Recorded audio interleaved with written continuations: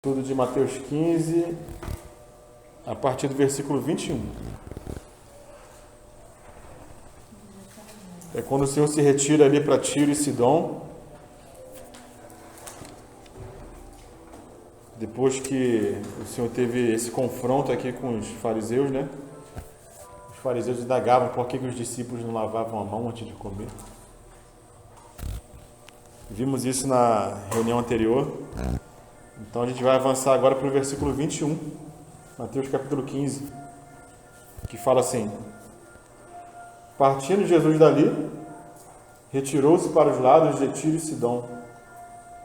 E eis que uma mulher cananeia, que viera daquelas regiões, clamava: Senhor, filho de Davi, tem compaixão de mim. Minha filha está horrivelmente endemoniada.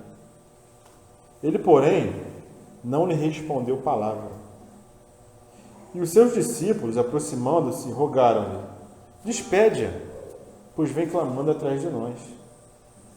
Mas Jesus respondeu: Não fui enviado senão as ovelhas perdidas da casa de Israel.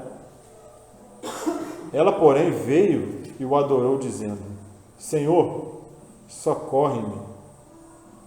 Então ele, respondendo, disse: Não é bom tomar o pão dos filhos e lançá-lo aos cachorrinhos.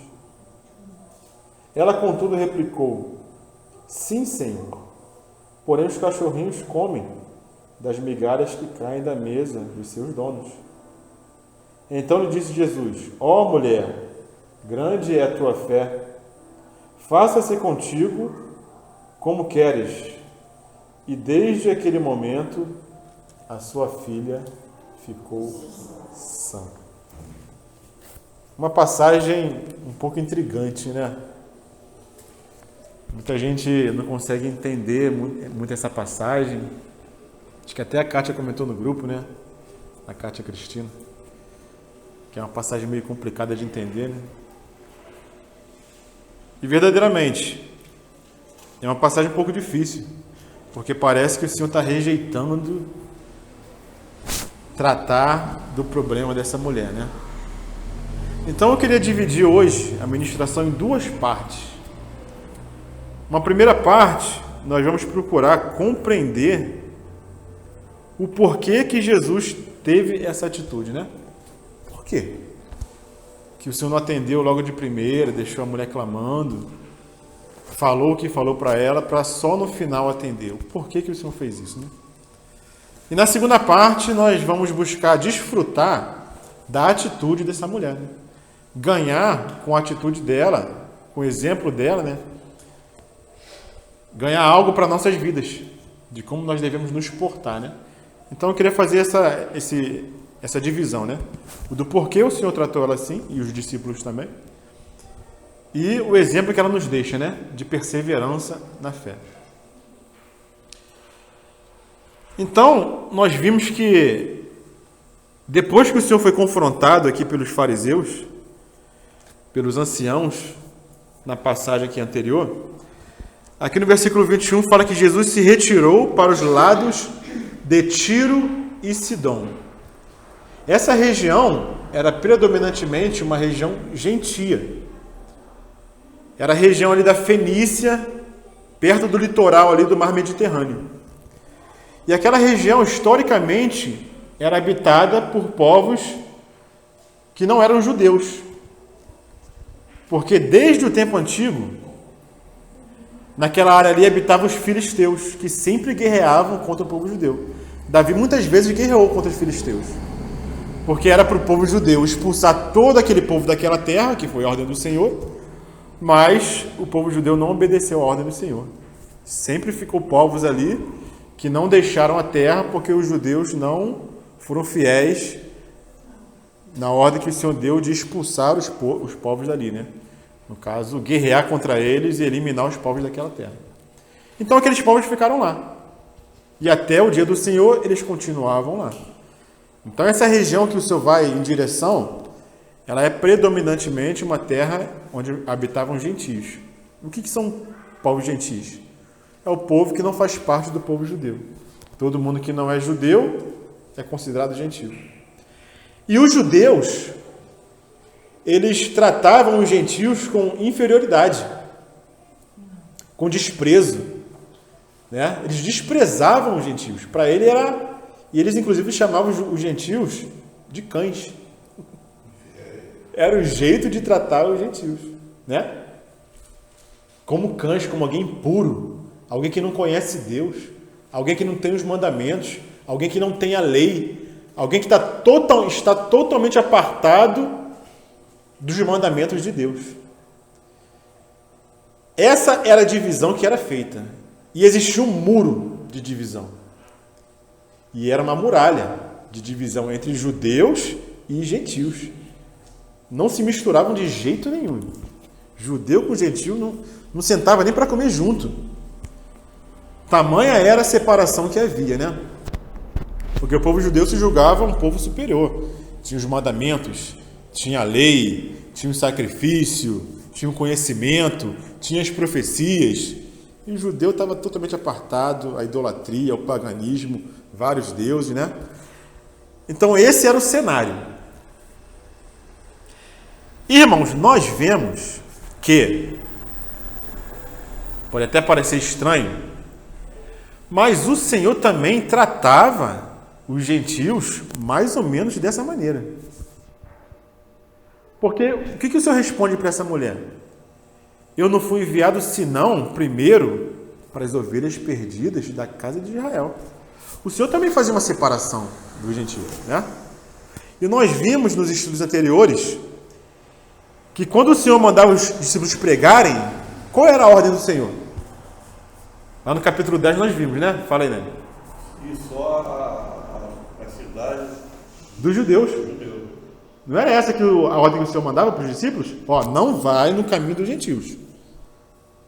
Pregue para os judeus, porque eu fui enviado primeiramente para as ovelhas perdidas da casa de Israel. Então aí, irmãos, nós vemos algo interessante no trato do Senhor.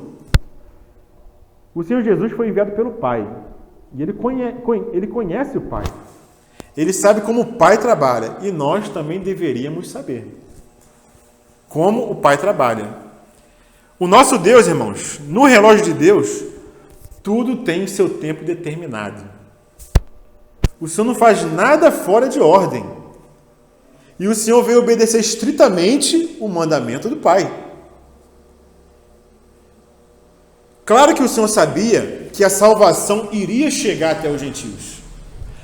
Mas aquela não era a hora ainda disso acontecer. Então o Senhor ele trata essa mulher que não era judia, era gentia, dessa forma justamente por isso. Tudo tem o seu tempo determinado. Às vezes, a gente, por não conhecer o nosso Deus, a gente quer colocar a carroça na frente dos burros. Porque na nossa visão, no nosso entendimento, na nossa mente, a gente quer fazer o bem. Mas às vezes não é a hora correta de se fazer aquele bem que se quer fazer, né? Então nós temos que pedir discernimento ao Senhor para saber o tempo certo de nós agirmos em determinada situação. Muitas vezes a gente vai meter a mão num problema, numa situação e acaba piorando, irmão, da situação. Acaba piorando o problema, né? Às vezes, algum irmão está em disciplina. Vamos trazer um exemplo, né? O irmão está numa disciplina. E a gente quer colocar a mão naquele problema. Que é um problema, que é uma disciplina do Senhor na vida da pessoa. Na vida do irmão, né? E a gente tem que ter esse discernimento. Será que agora é a hora de eu mexer aí? O Senhor está tratando, né? É claro que nós devemos sempre sermos misericordiosos. Esse é o mandamento do Senhor. Misericórdia tem que habitar no nosso coração, mas também tem que haver discernimento. Muitos podem pensar, poxa, o Senhor não teve misericórdia dessa mulher. A mulher veio suplicando, veio pedindo, e o Senhor nem deu atenção. É porque o Senhor sabia que aquele tempo era o tempo determinado para os judeus, né? O Senhor falou lá em João, capítulo 1, que ele veio para o que era seu. Primeiramente, ele veio para o que era seu. Mas o que aconteceu? Os seus não o receberam. Lá em João Em Romanos, vamos abrir lá em Romanos, capítulo 1, versículo 16.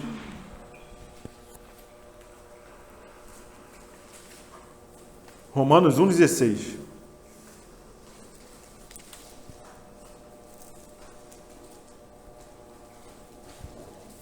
Como é que Paulo fala lá? Paulo também tem essa visão, tem esse pensamento, né? Romanos 1,16. Pode ler? Pode ler.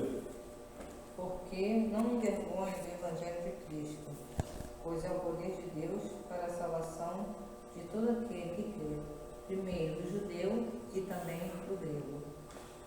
Então Paulo também, ele tem esse entendimento do Evangelho, né? E ele justamente fala isso aqui. Ele fala que o Evangelho de Cristo é o poder de Deus para a salvação de todo aquele que crê. Mas primeiro de quem? Primeiro do judeu. Foi o judeu, o povo judeu, o povo de Israel, que recebeu os oráculos de Deus. Eles receberam a profecia. Eles receberam os mandamentos. Então, eles tinham a preferência na pregação do Evangelho. Não quer dizer que quem não era judeu não tinha acesso a Deus. Porque nós vemos na história do Antigo Testamento muitas pessoas que não faziam parte do povo judeu, que não eram hebreus e que temiam o Senhor. Irmão, lembra de algum exemplo do Antigo Testamento? De personagens que não eram do povo, mas tinham comunhão com Deus? Começou com Abraão. Abraão foi aquele que iniciou o povo hebreu, né? Ele foi o primeiro, foi chamado. Então já podemos dizer que ele faz parte, né? Raabe, né? Raabe?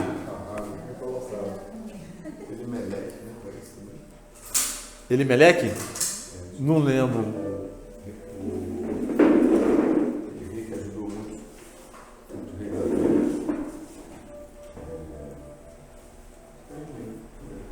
Mas podemos dar outros exemplos. Alguém lembra? A nora de Noemi? Quem era? Ruth? Não era do povo. Jó? Jó não era hebreu. Labão? Labão, pô. Tem um monte, pô. Não quer dizer que estava fechado, encerrado para os gentios, né? Mas o Senhor, ele tem um modo de agir. O nosso Deus, irmãos, é um Deus de ordem. Cornélio, mas Cornélio já está quando o povo judeu rejeita, aí o evangelho se abre para os gentios, né? Ele já está nessa fase aí já do evangelho ser aberto para os gentios, porque os judeus rejeitaram, né? Então nós vemos que o nosso Deus, ele tem uma maneira de trabalhar. O Senhor não trabalha de qualquer jeito. A gente vê a criação, né? Irmãos, está tudo em ordem. Tudo acontece em perfeita ordem. Quem é que colocou a ordem em tudo? O sol nasce certinho lá, ó. Faz o percurso dele, se põe e não falha um dia. Não falha um dia. Na verdade falhou um, né? E na verdade não falhou, né? Ele parou. Sol para em Beriar, Lua para em Jeribá. Estou tentando lembrar os nomes aqui, mas acho que é isso. Mas a Lua parou e o Sol parou, mas foi permissão do Senhor. Mas desde então é ordem. O nosso Deus é um Deus de ordem. E o nosso Senhor sabia disso. Nessa ocasião, né? Mas o Senhor também sabe que existem outras ovelhas. Vamos ver lá em João, capítulo 10.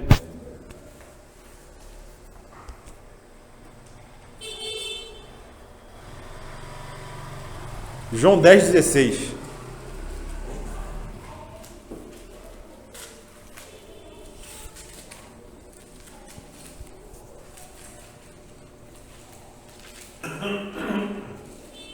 João 10, 16. Ainda tenho outras ovelhas que não são deste aprisco. Também me convém agregar estas, e elas ouvirão a minha voz, e haverá um rebanho e um pastor. Amém. Então o Senhor sabe que ele tinha outras ovelhas que não eram naquele aprisco de Israel. Também me convém agregar estas, e elas ouvirão a minha voz, e haverá um rebanho e um pastor. O Senhor sabia disso. Mas tudo tem o seu tempo determinado. Não é isso que nos ensina Provérbios? O Eclesiastes, se não me engano? Eclesiastes. Tudo tem o seu tempo determinado. Tem tempo de se alegrar e tem tempo de chorar. Tem tempo de guerra e tempo de paz. Tem tempo de pregar o evangelho para os judeus e tem tempo de pregar para os gentios. Então o Senhor ele não iria para os gentios naquela hora. Não era a hora dele abrir o evangelho para os gentios. Ele veio para as ovelhas perdidas da casa de Israel. Vamos lá em Efésios capítulo 2. A partir do versículo 11.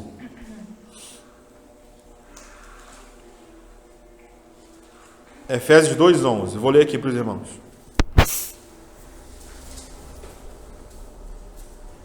Eu vou ler até o versículo 22.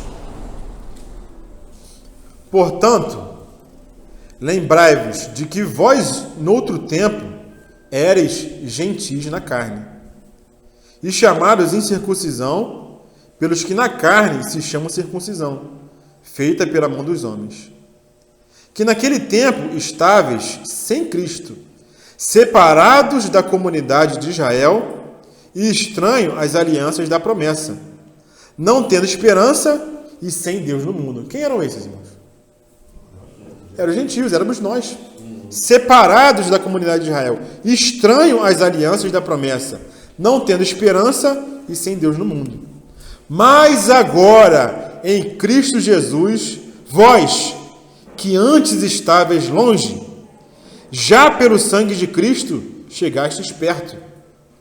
Porque Ele é a nossa paz, o qual de ambos os povos fez um, e derrubando a parede de separação que estava no meio, na sua carne desfez a inimizade, isto é, a lei dos mandamentos, que consistia em ordenanças para criar em si mesmo dos dois um novo homem, fazendo a paz, e pela cruz reconciliar ambos com Deus em um corpo, matando com ela as inimizades. Então havia essa separação, irmãos. Havia esse muro. Mas o Senhor iria derrubar esse muro. Mas aquela era a hora que o Senhor iria derrubar o muro? A hora que aquela mulher chega suplicando ao Senhor? Aquela não era a hora ainda de derrubar aquele muro. Foi na morte do Senhor, na sua carne, no derramamento do seu sangue, ali aquele muro foi derrubado. A partir dali, não existia mais judeu, nem grego, nem escravo, nem livre, nem homem, nem mulher. Então nós vamos entendendo o porquê que o Senhor tratou aquela mulher daquela maneira. Ainda existia um muro de separação. Voltando aqui a Efésios.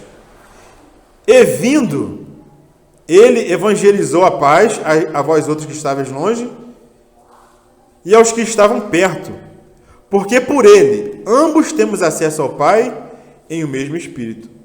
Assim que já não sois estrangeiros, nem forasteiros, mas concidadãos com os santos e da família de Deus, edificados sobre o fundamento dos apóstolos e dos profetas, de que Jesus Cristo é a pedra principal da esquina, no qual todo edifício bem ajustado cresce para templo santo no Senhor, amém. No qual também vós, juntamente sois edificados para a morada de Deus em Espírito. Amém? Então, irmãos,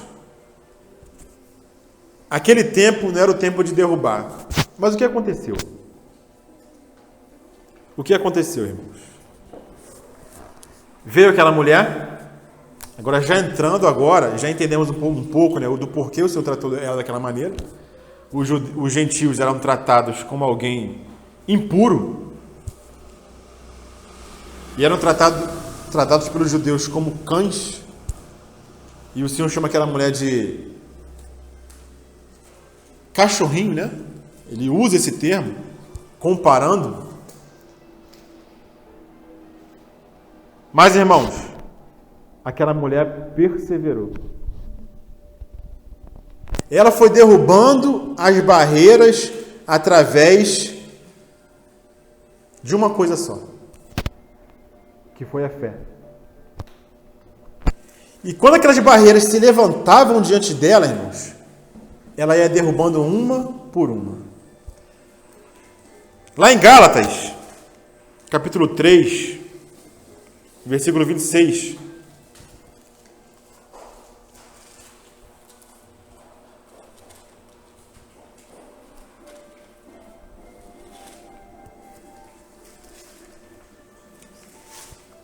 Fala assim, Gálatas 3, 26.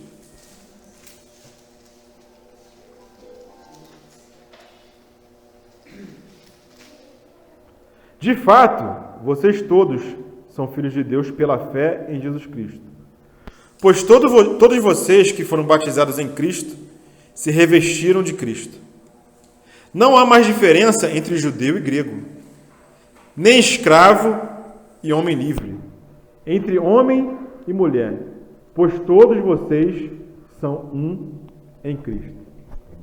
Aquela mulher, quando viu Cristo passando por aquela região, irmãos, aquela foi a única vez que Jesus passou por aquela região. E aquela mulher não perdeu a oportunidade. Ela não jogou a oportunidade fora. Nessa única vez que o Senhor passou por onde aquela mulher morava, ela não fez distinção. Não, eu sou mulher. Eu não posso ir até o Senhor. Não, eu não sou judia. Eu sou gentil, eu não posso ir até o Senhor. Ela já viveu isso aqui. Eu não quero saber de separação. Eu estou com um problema. Minha filha está endemoniada. Então eu vou até o Senhor. Amém. Então nós vemos aquela passagem que fala em Mateus. A fé remove montanhas. Tinha uma montanha diante daquela mulher. Mas a fé dela conseguiu remover a montanha de separação entre os judeus e os gentios. Ela perseverou, irmãos, em meio às dificuldades. E ela recebeu os frutos dessa perseverança, né? O Senhor, quando Ele vê uma fé desse tamanho, irmãos, o Senhor fica constrangido. E o Senhor só ficou constrangido com os gentios 2 vezes. Foi a vez de Cornélio, do centurião, né? Cornélio, né? Do centurião. Quando ele vai até o Senhor, pedindo pelo seu servo, ele fala, eu sou homem de autoridade.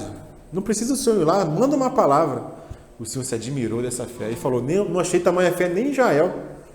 E ele atendeu o pedido daquele centurião. E a segunda vez que ele atende um gentil, foi justamente pelo mesmo motivo. Pela fé.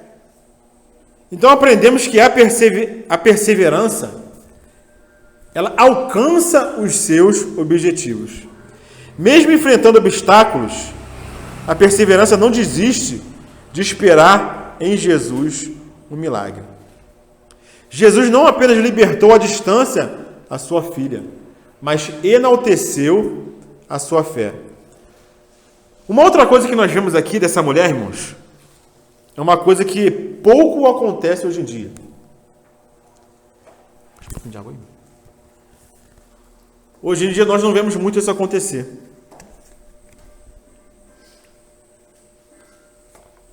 Essa mulher aqui, ela conseguiu discernir qual era o problema da sua filha.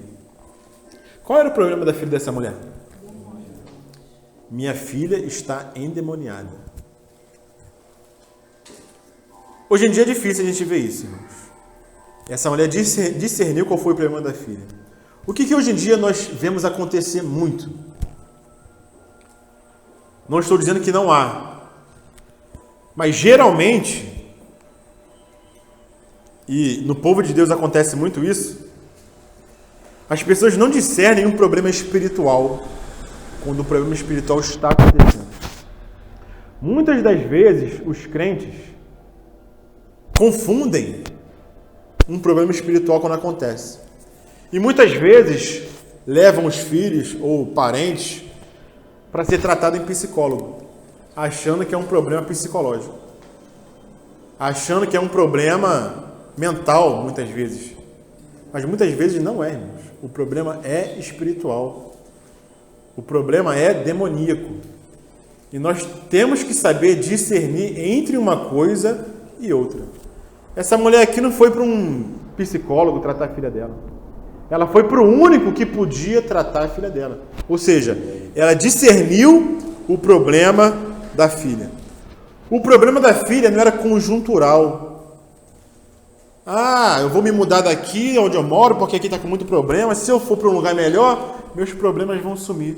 Às vezes o problema não é conjuntural. O problema é espiritual e nós muitas vezes não discernimos. Ah, vou mudar meu filho de escola. Vou mudar de lugar. Vou morar em outro bairro. Mas o problema vai seguir, irmãos. O problema vai junto. Porque o problema é espiritual. E essa mulher aqui, ela pôde discernir esse problema. Ela chama o Senhor de filho de Davi. Ela o adora e se coloca aos pés dele. O irmão Renan de Dias Lopes fala o seguinte: a sua dor, a dor dessa mulher, a levou a Jesus. Ela viu os problemas como oportunidades para se derramar aos pés do Salvador. O sofrimento pavimentou o caminho do seu encontro com o Filho de Deus. Aquela mãe transformou sua necessidade em estrada para encontrar-se com Cristo. Transformou sua necessidade em oportunidade para prostrar-se aos pés do Senhor. Transformou o problema no altar de adoração. Amém. Deus, irmãos, às vezes adia a solução dos nossos problemas. Presta atenção. Deus, às vezes, adia a solução dos nossos problemas para que nos prostremos a solução. Quantos aqui não viveram ou não vivem problemas que há anos não têm solução? Estão esperando e a solução não chega. E a solução não chega. E às vezes o Deus está adiando essa solução justamente para que nós nos prostremos aos seus pés. Essa mãe, ela não desistiu. Ela não perdeu a oportunidade. O problema da filha era o seu problema. Como que ela foi falar para o Senhor? Senhor, tenha compaixão de mim. Mas era ela que estava endemoniada? Não era. Era a filha dela. Mas ela tomou o problema da filha para ela. Geralmente as mães fazem isso, né? Quando o filho está doente, quando o filho está com problema, parece que a mãe sente a mesma dor que o filho está sentindo, né? Graças a Deus que o Senhor nos deu mães, né? Com esse sentimento, né? Que sente a dor do filho, né? Então, ela tem compaixão da filha, mas parece que era ela que estava sofrendo, né? E essa mãe era uma mãe determinada. Ela era como Jacó. Lembra de Jacó?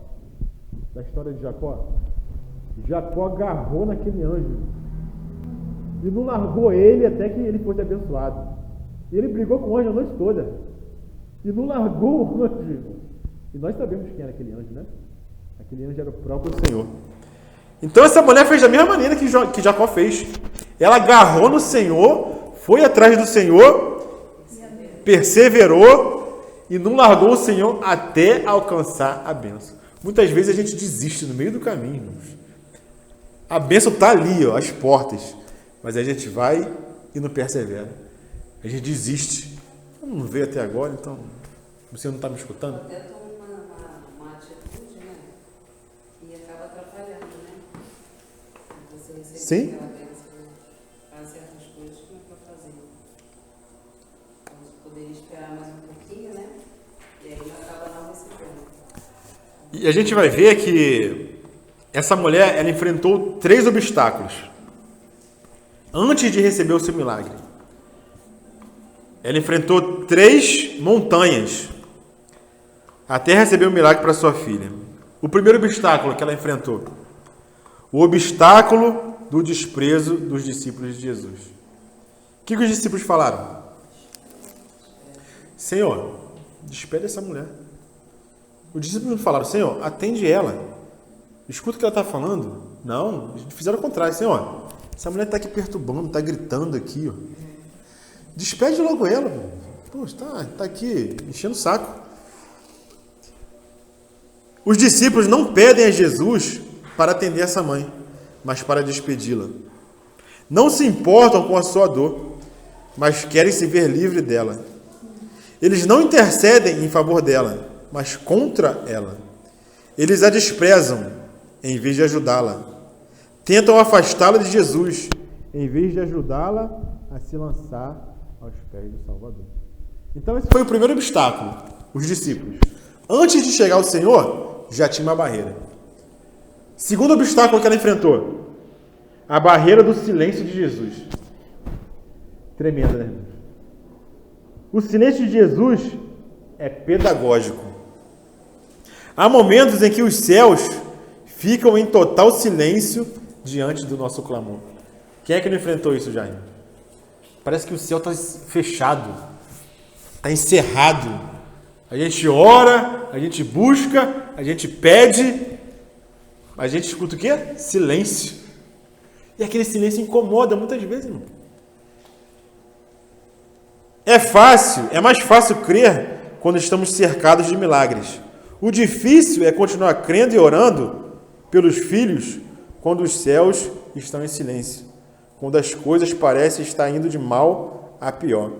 Essa foi a segunda barreira que essa mulher enfrentou. Terceira barreira que a mulher enfrentou, a barreira da resposta de Jesus. Primeiro foi silêncio. E quando veio uma resposta, irmãos, não foi a resposta que ela queria. Jesus usou expressões desanimadoras para com essa mulher. Como é que Jesus falou para ela? Primeiramente, não fui enviado senão as ovelhas perdidas da casa de Israel. Primeira resposta do Senhor. Eu não vou te atender. Eu fui enviado para os judeus, não fui enviado para os gentios. Né?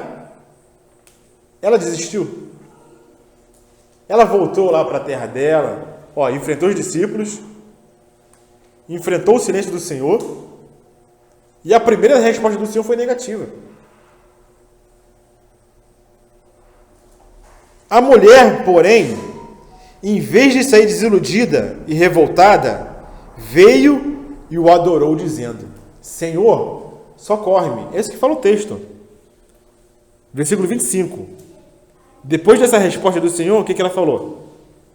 Ela, porém, veio e o adorou. Mateus 15, 25.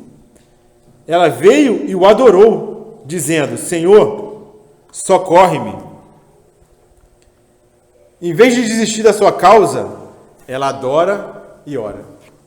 E aí vem uma segunda resposta do Senhor, que não é tão boa quanto a primeira, irmãos. O Senhor falou o seguinte, não é bom tomar o pão dos filhos e lançá-lo aos cachorrinhos. Irmãos, o negócio foi estreito para essa mulher, irmão. O negócio foi estreito. Essa mãe, longe de ficar magoada,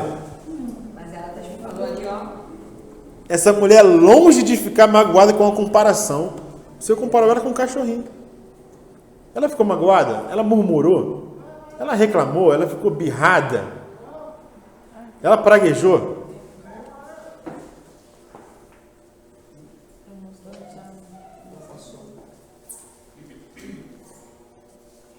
Ela converte a palavra desalentadora em otimismo, transforma a derrota em vitória, busca o milagre da libertação da filha, ainda que isso represente apenas migalhas da graça. Por que Jesus, porém, agiu assim com essa mãe? Para despertar em seu coração uma fé robusta. Olha só como o Senhor é pedagógico, irmãos. Muitas vezes acontece isso conosco para que a nossa fé seja uma fé robusta. Uma fé que não desiste no primeiro obstáculo, nem no segundo, nem no terceiro, nem no quarto, mas é uma fé que persevera até o fim. Lá em Mateus fala que aquele que perseverar até o fim, esse será salvo. Perseverança que não chega até o fim não é perseverança. A perseverança tem que ser até o fim. E o fim é quando, irmãos? Quando a gente é salvo. Aquele que perseverar até o fim, esse será salvo. Deus ele agiu assim em outras passagens na Bíblia, né? Em outras oportunidades. Só um exemplo. Lembra do exemplo de Abraão? Abraão não tinha filhos, né? E o Senhor, na sua velhice, prometeu um filho para ele.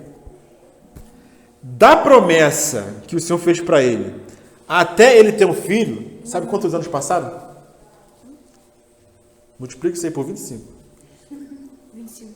25 anos, irmãos. Desde a promessa até vir Isaac.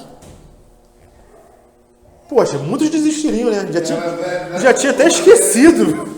Aquela bênção lá de 25 anos atrás já era, já passou, já foi. Acabou, vou fazer aqui o Ismael mesmo. Tô satisfeito com o Ismael. Tenta dar o nosso jeitinho, né? Irmãos, 25 anos para Abraão alcançar a bênção.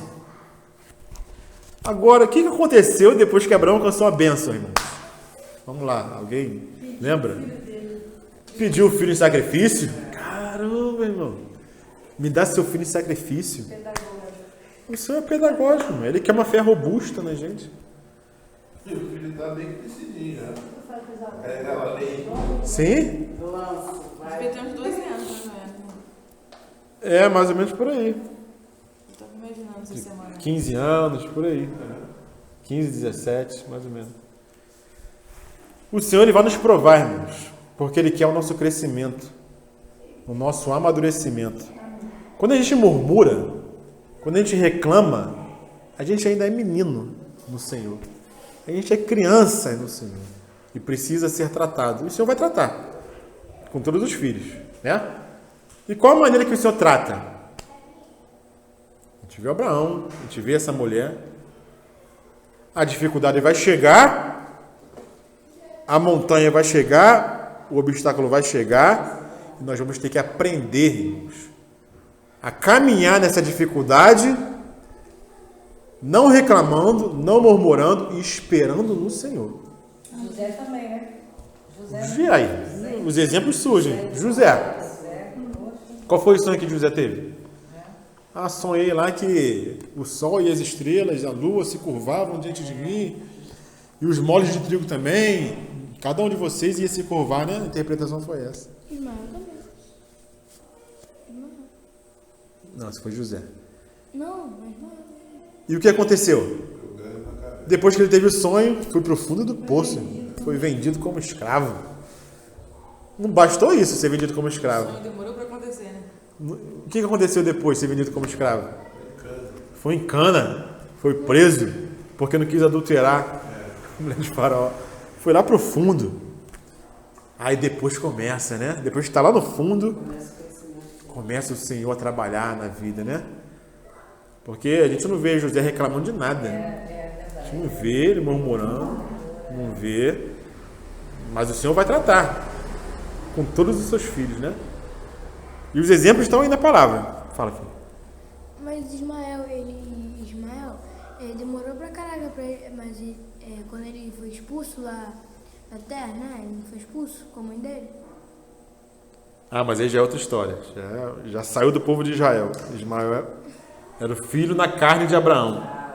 É outra história. Então, irmãos, a questão não é o que falam de nós, certo? Já pensou se ela fosse considerar? Não vou tirar o pão dos filhos e dar para os cachorrinhos.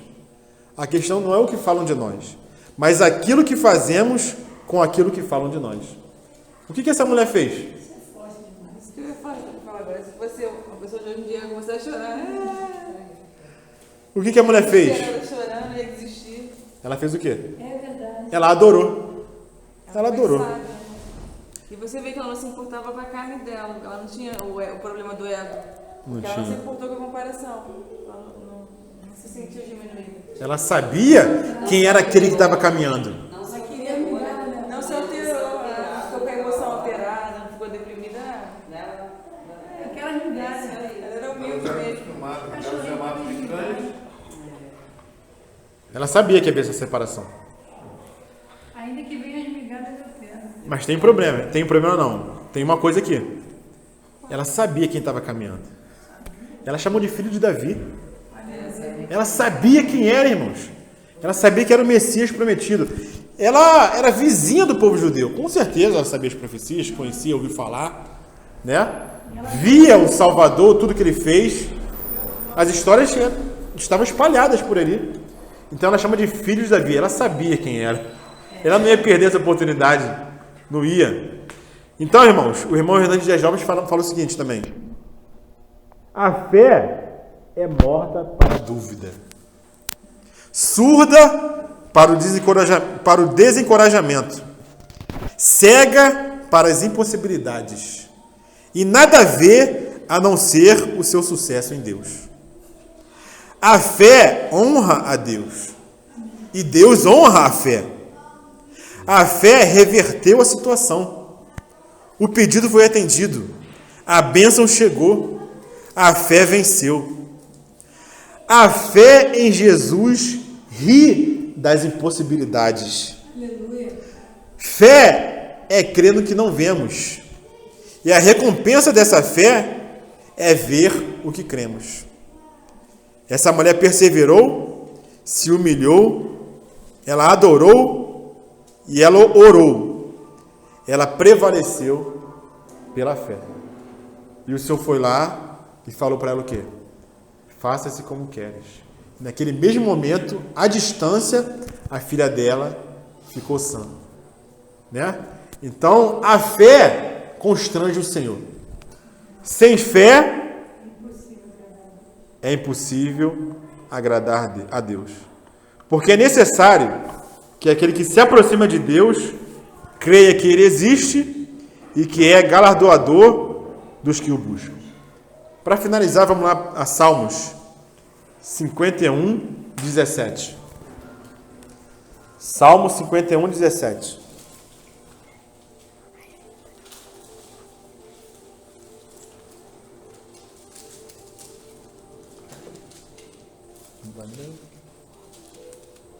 Alguém pode ler? O sacrifício para Deus são o espírito quebrantado, a um coração quebrantado e contrito não desprezará, ó Deus. Um coração quebrantado e contrito não desprezará, ó Deus. O Senhor não poderia rejeitar aquela mulher? Mesmo ela sendo gentia? Porque ele viu um coração contrito, irmãos. Um coração quebrantado. E a fé comove o coração do nosso Deus.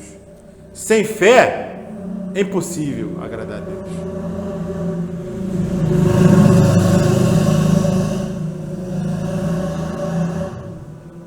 E a fé, irmãos, move montanhas. Então nós estamos numa escola. A escola da fé. Né? Como que nós vamos encarar os problemas que aparecem em nossas vidas, irmãos? Mas como que nós vamos olhar o problema? Como uma maldição ou como uma oportunidade para crescer? Como que nós vamos enxergar as montanhas que aparecem na nossa vida? De que maneira? Esse é o problema. A maneira como nós enxergamos os problemas que aparecem. Essa mulher foi rejeitada 4 vezes. Pelos discípulos, pelo silêncio do Senhor, pelas 2 respostas do Senhor que foram negativas. Mas ela perseverou até o fim e constrangeu o Senhor. Né? Que nós possamos aprender, irmãos, com as dificuldades, com as oposições, a sermos filhos maduros, né? Porque sabemos que tudo está nas mãos do Senhor. A nossa vida está nas mãos do Senhor. Né? Não devemos nos preocupar com coisa alguma. Como nós devemos encarar as dificuldades? Como uma oportunidade de crescimento espiritual. O Senhor, Ele quer isso de nós. Um crescimento espiritual. Como a gente conversava, né? Vindo para cá. o Senhor está às portas, né? O Senhor está às portas, irmãos. E quem Ele vai arrebatar? Quem Ele vai levar para estar com Ele? São os maduros. São os que murmuram? São os que reclamam? São os que fazem birra? São os que não creem? São os que amam o mundo? Né? Então nós temos tido reuniões aqui, sábado, domingo, quarta-feira, e temos procurado levar os irmãos a compreenderem que a vida cristã, a vida no Senhor, não é como nós vemos no meio da cristandade ser ensinado. Nós não temos nada nessa terra. A nossa esperança não está nessa terra. A nossa preocupação tem que ser 24 horas por dia com a nossa vida espiritual. Espiritual. Isso tem que tomar nossa mente. Tem que tomar as nossas energias. E que nós possamos fazer uma avaliação diária. O que está tomando meu tempo? O que está tomando minhas energias? Conversava com o Éder, né? Sábado, falava com ele, né? E ele, compartilhando comigo algo, né?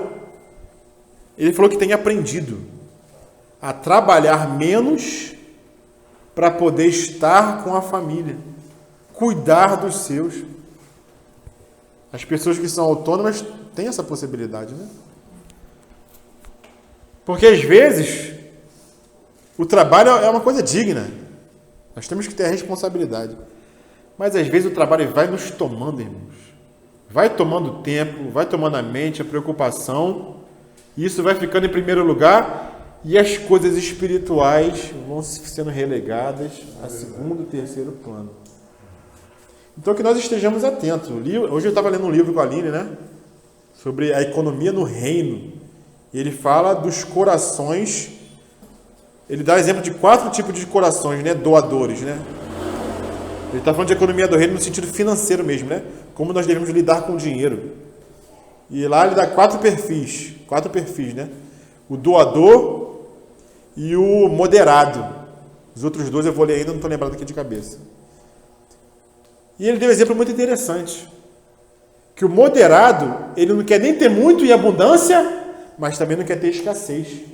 Porque as duas coisas podem afastar o homem de Deus. Tanto a abundância quanto a escassez. Então, o perfil moderado, ele busca viver uma vida equilibrada, para sustentar os seus, ter o suficiente e ainda sobrar algum para poder ajudar outros. Esse é o moderado. Então, que nós possamos ter esse coração, de não ficar buscando grandes coisas, mas também não entrar no desequilíbrio de ter escassez, né? Para poder termos tempo de cuidar dos nossos, espiritualmente, psicologicamente, financeiramente, e termos tempo para crescermos no Senhor. Que esse mundo não nos sufoque, irmãos. Que nós possamos compreender o que nós estamos fazendo nessa terra. Nós já fomos separados pelo Senhor. Somos um povo de propriedade exclusiva de Deus, chamado das trevas para a sua maravilhosa luz, para qual propósito? Proclamarmos, anunciarmos as virtudes do Senhor.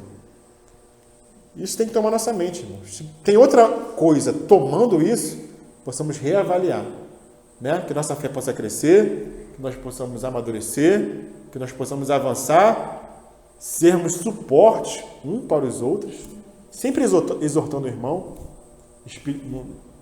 com relação às coisas espirituais, né? Exortando, animando, ajudando, né? E que o Senhor nos ajude, porque o Senhor está às portas. Irmãos, estamos vendo o cenário. O Senhor está às portas. Cada dia que passa, irmãos, cada notícia que vem, o mundo está em convulsão. O Peru agora, hoje, sofreu um golpe de Estado agora. Peru. Aqui do lado. Né? A gente vê o Brasil como está. A gente vê Europa, vê Estados Unidos, guerra na Rússia. Tá lá até agora. Não é porque não escuta a notícia que a guerra acabou, não. Tá lá. Né? Muita gente distraída com Copa, com futebol. Né? Distraída, irmãos. O inimigo está para distrair. O inimigo está aqui para quê, né? Para distrair. Nos distrair de Cristo. Tirar o foco. Né? Possamos sempre estar ali, irmãos. Não estou falando contra jogo. Ah, vai ver um jogo da Copa? Ah, tá tranquilo. Mas isso não pode distrair a gente não, irmãos. Não pode nos distrair. Amém? Louvado seja o Senhor.